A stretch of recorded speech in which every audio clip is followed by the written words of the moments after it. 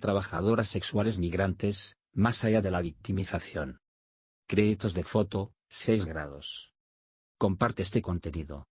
En contextos de emergencias humanitarias, como es el caso de Venezuela, las mujeres y niñas sufren un impacto diferenciado y desproporcionado.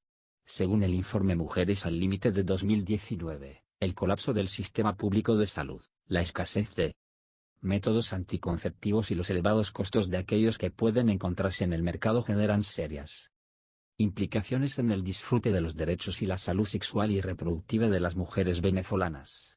Del mismo modo, esto influye en el aumento en la mortalidad materna, el embarazo adolescente y abortos inseguros asociados a embarazos no deseados. Esta situación empuja a muchas mujeres a emigrar de sus lugares de origen en la búsqueda de mejoras en sus niveles de vida. Hace unos días leí la historia de Gabriela, una mujer que, como muchas otras, tuvo que dejar Venezuela en busca de un futuro mejor para sus 3 hijos. Gabriela ofrece servicios sexuales en el Parque Mercedes Abrego en Cúcuta, Colombia. El trabajo sexual se ha convertido en la única opción para sobrevivir y alimentar a sus hijos. A Gabriela la dejó embarazada un cliente que rechazó el uso del preservativo. Gabriela trató de detenerlo pero, como es el caso de muchas trabajadoras sexuales, su voz no fue escuchada. Ella hace parte del proyecto Almohadilla Huir Migrar Parir, una investigación periodística transnacional cuyo objetivo es retratar las condiciones en las que miles de mujeres venezolanas han tenido que emigrar, estando embarazadas y conocer sus experiencias durante el tránsito y a la llegada a los países de destino. En los últimos 20 años se ha producido un fenómeno conocido como la feminización de la migración, mujeres que de forma independiente deciden salir de su país en busca de mejores oportunidades. Mujeres con o sin pareja, con hijos y sin hijos, que buscan potenciar su desarrollo profesional y personal en otros países. Mujeres que, a veces, lo hacen por una cuestión de desprotección y carencias de servicios básicos en su país de origen. Muchas adquieren protagonismo y se convierten en el principal sostén económico del hogar transaccional. Este fenómeno coincide con el surgimiento de la prostitución como una dinámica transnacional en la que cientos de migrantes deciden cruzar las fronteras para ofrecer y consumir servicios sexuales. Dicha movilidad transnacional estimula y renueva la industria del sexo, dinámicas de las que se aprovechan las propias migrantes para conseguir mayores beneficios. El contexto al que llegan estas migrantes es un contexto agresivo y marcado por prácticas restrictivas, como es el caso de Perú y Ecuador que, desde 2018, han limitado el ingreso de migrantes venezolanos a través de la imposición de pasaportes y visas.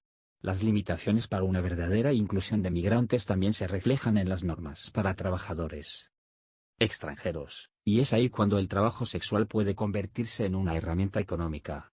De esta manera, un grupo de mujeres accede al trabajo sexual de manera voluntaria y como un complemento a otras actividades económicas, o de manera temporal para ahorrar gran cantidad de dinero en el menor tiempo posible. A las prácticas restrictivas de algunos países receptores, se les suma un proceso de sexualización de las migrantes. En España se han construido percepciones y estereotipos de mujeres migrantes latinoamericanas como mujeres exóticas y sensuales. Lo mismo ha pasado con mujeres venezolanas que llegan al Perú, consideradas más bellas y voluminosas, con una tendencia natural al cuidado y al cariño. Esta hipersexualización crea imágenes estereotipadas y resalta a la mujer inmigrante en casos de prostitución y trabajos altamente feminizados como el trabajo doméstico y de servicios al cliente, mientras las invisibiliza en otros sectores de la sociedad. Kim Pado fue una de las autoras pioneras en los años 70 en defender el derecho de usar el cuerpo y la sensualidad de la mujer de color en la esfera laboral, como una forma de empoderamiento y resistencia a prácticas discriminatorias. En este sentido, muchas mujeres aprovechan la imagen sexualizada construida de ellas en beneficio propio. Es preciso señalar que, en países como el Perú y España, el marco de la prostitución es legal.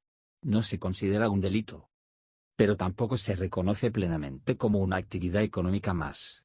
Lo que sí es delito es la obtención de beneficios económicos a partir de la explotación sexual de una persona. Esta situación de limbo no permite cuantificar cuántas prostitutas hay en el país, ni conocer cuántas ejercen esta actividad por voluntad propia o cuántas son víctimas de Proxenetismo. Tampoco permite el pleno ejercicio de sus derechos al no contemplar la prostitución como una actividad regulada. Es necesario dar más visibilidad a este pequeño grupo de trabajadoras sexuales migrantes que no han sido víctimas de trata ni de tráfico. Ellas eligen el trabajo sexual como una estrategia de ingresos dentro de su proyecto migratorio. La respuesta institucional, hasta ahora de carácter abolicionista, únicamente perpetúa su invisibilización y aumenta su vulnerabilidad. La prostitución de las migrantes venezolanas, imperativo moral vs imperativo humanitario. Por Tania Niño el 7 de enero de 2020. Frontera Colombia-Venezuela. Este artículo desarrolla la siguiente tesis. El imperativo moral soportado en imaginarios que sitúan a las prostitutas en el plano de la degeneración social, la destrucción de los hogares, la seducción y la provocación, contrario al rol tradicional de la mujer madre, esposa, íntegra y pasiva, ha impedido que la situación de las migrantes venezolanas en ejercicio de prostitución se posicione en la agenda humanitaria. Este análisis se fundamenta en los postulados de Marcela Lagarde y de los Ríos. 1. Sobre la prostitución, y reflexiones y experiencias personales con mujeres migrantes venezolanas. 2. En primer lugar, se hace referencia a la construcción alrededor del género y por qué la prostitución es un hecho femenino.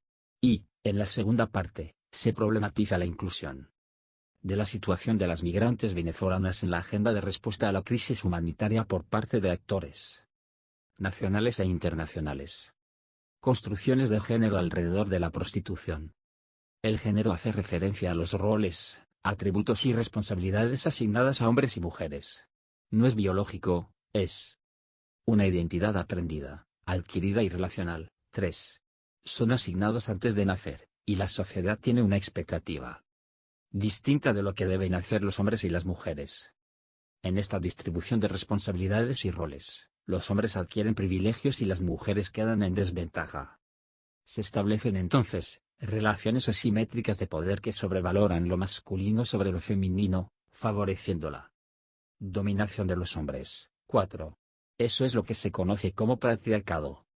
Lagarde menciona que el patriarcado se caracteriza por el antagonismo entre hombres y mujeres, la escisión del género femenino, la enemistad histórica entre las mujeres, basada en su competencia por los hombres y por ocupar los espacios de la vida que les son destinados, la esposa vs la otra. El fenómeno cultural del machismo, la exaltación de la virilidad y el establecimiento de deberes e identidades compulsivos e ineludibles para hombres y mujeres, imaginarios, representaciones y creencias culturales. En el marco de estas diferenciaciones, la sexualidad tiene una función central. En el caso de los hombres es placentera, gozosa, garantizada. Su rol es activo, dominante y ellos toman la iniciativa. Su cuerpo es para sí, no se instrumentaliza para otros. Aunque la poligamia es discursivamente prohibida, socialmente existe permisividad y comprensión al respecto, ya que se simpatiza con las necesidades y frustraciones masculinas. En el caso de la mujer, dice Lagarde, su sexualidad está escindida entre la procreadora de la madre esposa y la erótica que se concentra en la prostituta. En el caso de la primera, la maternidad es irrenunciable, su placer es un tabú, ejemplo, la masturbación, y está reprimido, ella no toma la iniciativa, es pasiva y se entrega. Frecuentemente, responde al chantaje, al miedo, a la obligación de tener relaciones sexuales porque es su deber. Debe ser monógama, de lo contrario, la sanción social es severa. Su cuerpo es para otros, para dar vida y para dar placer, es objeto. En cuanto a su representación moral, la madre esposa, es buena, íntegra y de su casa. La prostituta, sin embargo, es todo lo contrario, es erótica. En cuanto al placer, no lo siente, porque su función es darlo en el marco de una relación mercantil. Su rol es activo, ella seduce, provoca y se ofrece. Su cuerpo también es para otros y también es un objeto. En cuanto a su representación moral, es mala, degenerada, simboliza la tentación y el pecado. Ahora bien, ambas mujeres son objetos y cuerpos para el placer de los otros.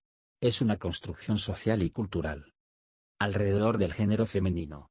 El cuerpo erótico, visible de las mujeres, está en las portadas de discos, en calendarios en marcas de cervezas, en los reinados, en la televisión, el cine, la moda, el reggaetón, etc. El cuerpo bello y estilizado es una aspiración para las mujeres, quienes están enseñadas a gustar y atraer al hombre. Y se reproduce su cosificación erótica. No obstante, este culto alrededor del cuerpo femenino y su erotización, esta admiración de todas y todos frente a la exhibición, a la hora de hablar de erotismo se escinde para las mujeres. Y se reprime para las madres esposas por él. Mantenimiento de la moral, erotizamos sus cuerpos, pero reprimimos su placer. Por otro lado, el erotismo abierto se especializan las prostitutas. La prostitución es entonces un hecho femenino porque la sexualidad erótica no define la condición genérica masculina. El cuerpo del hombre no es objeto, no está cosificado en las sociedades patriarcales. Estas representaciones hacen parte de las relaciones asimétricas de poder entre los hombres y las mujeres, que se expresan en subordinación, discriminación y violencia. Ahora, durante las crisis humanitarias, como la migración masiva proveniente de Venezuela, se exacerban estas asimetrías de poder y las violencias basadas en el género. Las venezolanas adicionalmente tienen la reputación internacional de ser hermosas, atractivas, vanidosas, merecedoras de las coronas de Miss Universo. Su belleza se da por descontada y alimenta la competencia con sus pares colombianas. Conviene recordar que competir por los hombres es una expresión del patriarcado. Y ser bellas, atractivas y gustar es la forma de atraerlos.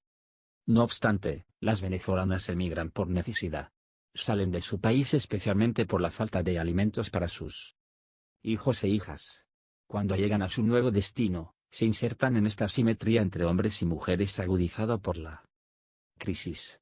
Se prostituyen porque son mujeres, porque esa es una de las formas de ser mujer en las sociedades y culturas patriarcales.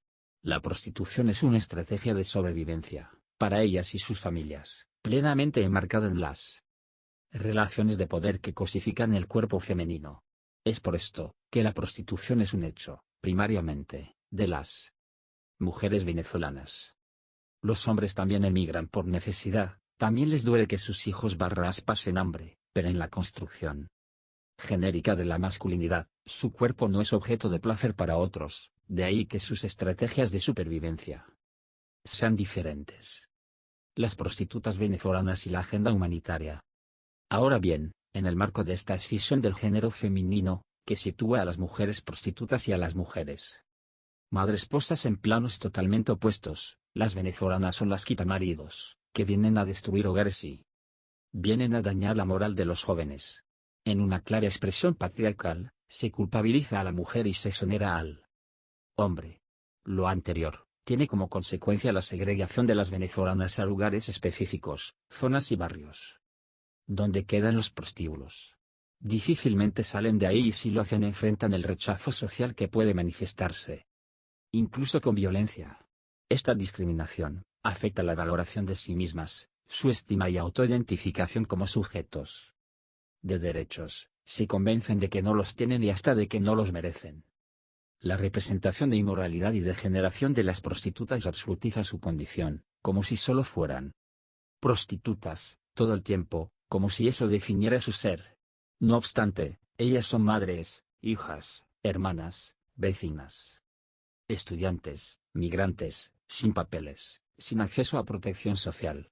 Tanto como lo son y con las mismas necesidades que las otras migrantes, las buenas, y tanto como lo son y con las mismas necesidades que las colombianas más pobres. Esta marginación de las migrantes prostitutas las sitúa en una situación de mayor vulnerabilidad, exposición y desatención. Esto se explica porque los imaginarios, representaciones y creencias culturales producen y reproducen el ordenamiento patriarcal. Están arraigados en las concepciones, prácticas y actitudes que se expresan en la vida cotidiana, el trabajo, la escuela, la universidad, las relaciones amorosas, las políticas públicas, la economía, los programas de respuesta humanitaria y de desarrollo, entre otros. ¿De qué lado, en un sentido moral, están funcionarias /os, personal humanitario y desarrollo? ¿Cómo pedirles dinero a los donantes para ayudar a prostitutas? ¿Cómo llevarle oferta a las prostitutas sin que la Agencia/organización/entidad sufra las consecuencias del rechazo de la comunidad. ¿Cómo pueden buscar la oferta las prostitutas, si no pueden salir? En conclusión, ayudar a las buenas es más fácil, menos costoso, más rápido y menos controversial. En fin, más efectivo para el reporte de resultados y la rendición de cuentas. En consecuencia, el imperativo moral, aquel en el que nos ubicamos en la sociedad patriarcal, se contrapone e impide, el imperativo humanitario de salvar las vidas de las prostitutas venezolanas. Por Tania Niño, MSc en Derechos Humanos del London School of Economics y MA en Estudios Latinoamericanos y pregrado en Ciencia Política de la Pontificia Universidad Javeriana de Bogotá, Colombia. Los cautiverios de las mujeres, madres esposas, monjas, putas, presas y locas.